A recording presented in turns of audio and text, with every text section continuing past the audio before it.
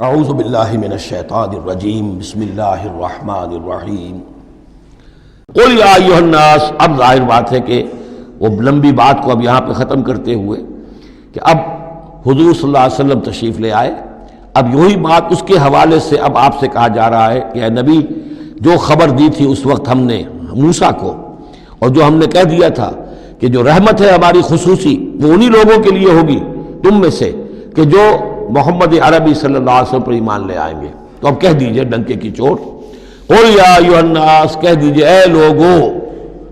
اور یہ پھر بہت نوٹ کرنے کے قابل ہے کہ ہم نے اب تک جتنے رسولوں کا تذکرہ سنا ہے، پڑھا ہے سورہ اعراف میں، وہ یا قوم یا قوم یا قوم، اے میری قوم کے لوگوں، لیکن محمد رسول اللہ کی امتیازی شان یہ ہے کہ یہ قوم کی طرف مبعوث نہیں ہوئے، صرف پوری نوع انسانی کی طرف، جیسے سورہ بقرہ کے تیسرے رکوع کی پہلی آیت میں نے حوالہ دیا تھا، یا ایھا الناس اعبدوا ربکم الذی خلقکم والذین من قبلکم لعلکم تتقون۔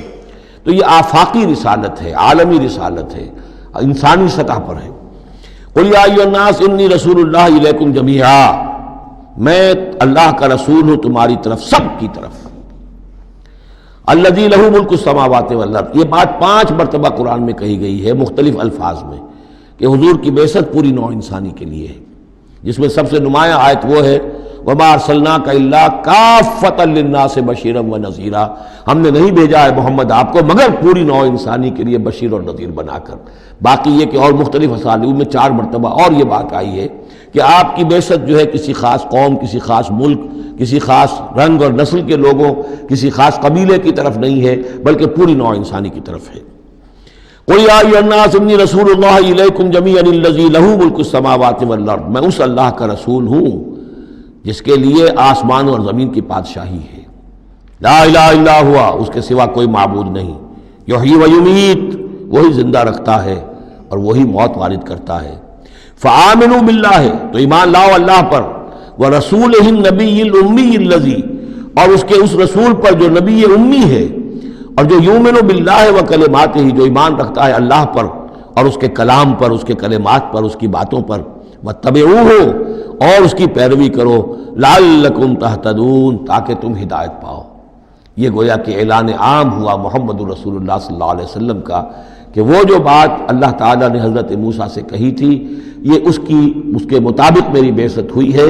اور اب گویا کہ جیسا کہ میں نے آپ کو بتایا تھا، یہ تمہید ہے، تیاری ہو رہی ہے، چونکہ اب مدینے کی طرف سفر کرنا ہے، یہ صورت پہلے نازل ہو گئی ہے تاکہ وہ ذہن تیار ہو جائے اس کے لیے کہ اب یہود کے 3 بڑے بڑے قبیلے وہاں پر آباد ہیں، ان سے براہ راست اب سابقہ پیش آئے گا۔ ابھی تک براہ راست خطاب یہود سے نہیں ہوا، یا بنی اسرائیل سے کوئی خطاب نہیں، گفتگو ہو رہی ہے محمد رسول اللہ سے یا اہل مکہ سے یا حضور کی وساطت سے مسلمانوں سے، لیکن یہ کہ وہ باتیں ساری وہ آ رہی ہیں کہ جن کا اب محل جو ہے واضح ہو جائے گا ہجرت کے بعد۔ وَمِن قوم موسیٰ أُمَّةٌ يَهْدُونَ بِالْحَقِّ وَبِهِ يَعْدِلُونَ، اور موسیٰ کی قوم میں یقیناً کچھ لوگ ایسے تھے، امتن ایسے لوگ تھے کہ جو حق کی ہدایت دیتے تھے۔ یعنی یہ تو نہیں ہو سکتا اتنے جلیل القدر پیغمبر کے کوئی بھی ساتھی نہ ہو، حواری نہ ہو، یا ایک بڑی اکثریت ان کی جو ہے ناہنجاروں پر رہی مشتمل، لیکن بہرحال ان کے ساتھ ایک جماعت ان کے حواریین کی، ان کے ساتھیوں کی۔ وَمِن قوم موسیٰ أُمَّةٌ يَهْدُونَ بِالْحَقِّ وَبِهِ يَعْدِلُونَ، ایسی قوم ان کے اندر رہی ہے، قوم موسیٰ میں سے ایسی لوگ، ایسی جماعت جو حق ہی کی ہدایت بھی دیتے تھے اور حق ہی کے ساتھ فیصلے بھی کرتے تھے، عدل بھی کرتے تھے۔ وَقَطَّعْنَاهُمْ اثْنَتَيْ عَشْرَةَ أَسْبَاطًا أُمَمًا، اور ہم نے انہیں علیحدہ علیحدہ کر دیا 12 بڑی بڑی قبیلوں کی جماعت میں، اسباط امما، بار جماعتیں بن گئیں، علیحدہ علیحدہ ان کی امتیں بن گئیں، علیحدہ قبیلے بن گئے، کیونکہ یہ 12 بیٹے تھے حضرت یعقوب علیہ السلام کے، اور ان میں سے ہر ایک سے قبیلہ چلا ہے۔ تو ابھی وہ انسان کا جو تمدنی ارتقاء جو ہے ابھی قبائلی دور میں تھا، لہذا اس قبائلی نظام ہی کو اللہ تعالیٰ نے ان کے لیے باقی رکھا۔ چنانچہ پانی بھی جب دیا تو 12 چشمے، تاکہ ہر قبیلے کا چشمہ علیحدہ ہو اور یہ آپس میں لڑیں جھگڑے نہیں۔ ہر قبیلے کا کوئی اپنا سردار ہے، اس کا اپنا ایک نظام ہے، کوئی نزاع ہو گیا ہے تو وہ آپس میں اس کو حل کر سکتے ہیں، لیکن اگر بین القبائل معاملہ ہو جائے تو پھر اس کو حل کرنا جو ہے مشکل ہو جائے گا۔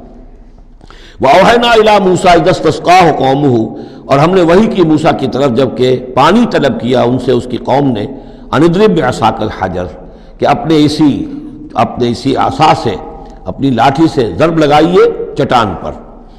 فَانبَجَسَتْ مِنْهُ اثْنَتَا عَشْرَةَ عَيْنًا، تو تو اس میں سے 12 چشمے پھوٹ بہے. یہ بات ہم پڑھ چکے ہیں سورہ بقرہ میں. قد علم کل اناس مشربہم، ہر قبیلے نے، ہر قوم نے پہچان لیا، معین کر لیا اپنے مشرب کو. مشرب یہ بھی اس میں ظرف ہے، پینے کی جگہ، اپنا گھاٹ معین ہو گیا. یہ چشمہ ہمارا، یہ چشمہ ان کا، یہ چشمہ ان کا ہے، یہ بنی لاوی کا ہے، یہ فلاں کا ہے، بنی یہودا کا ہے. وَظَلَّلْنَا عَلَيْهِمُ الْغَمَامَ، اور ہم نے ان کے اوپر سائبان ابر کا طاری کر دیا تاکہ دھوپ سے بچیں. وَأَنزَلْنَا عَلَيْهِمُ الْمَنَّ وَالسَّلْوَىٰ، اور ہم نے ان پر من اور سلوہ کے ذریعے انہیں خوراک بہم پہنچائی، اتارا ان پر ہم نے من اور سلوہ. کلوا من طیبات ما رزقناکم، کھاؤ ان پاکیزہ چیزوں میں سے کہ جو ہم نے تمہیں رزق میں دی ہیں. وما ظلمونا، اور انہوں نے کوئی ہم پر ظلم نہیں کیا. ہم پر کیا ظلم کر سکتے تھے؟ ہمارا کیا بگاڑ سکتے تھے؟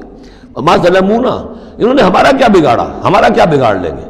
ایک حدیث قدسی میں آتا ہے کہ اے میرے بندو، اگر تم سب کے سب اولین اور آخرین اور انس اور جن سب بدترین جیسے ہو سکتا ہے تم میں سے کوئی شخص ویسے بن جاؤ، تب بھی میرے خزانے میں کوئی کمی نہیں آئے گی. اور تم سب کے سب اولکم و آخرکم و انسکم و جنکم سب کے سب مل جاؤ اور بہترین میرے مطیع بن جاؤ، میرے بندگی کرنے والے بن جاؤ، میرے خزانے میں کوئی اضافہ نہیں ہوگا، میں تو غنی ہوں. تو وما ظلمونا، انہوں نے ہم پر ہمارا کچھ نہیں بگاڑا. ولکن کانوا انفسہم یظلمون، لیکن وہ خود اپنی ہی جانوں پر ظلم کرتے رہے. صدق اللہ العظیم.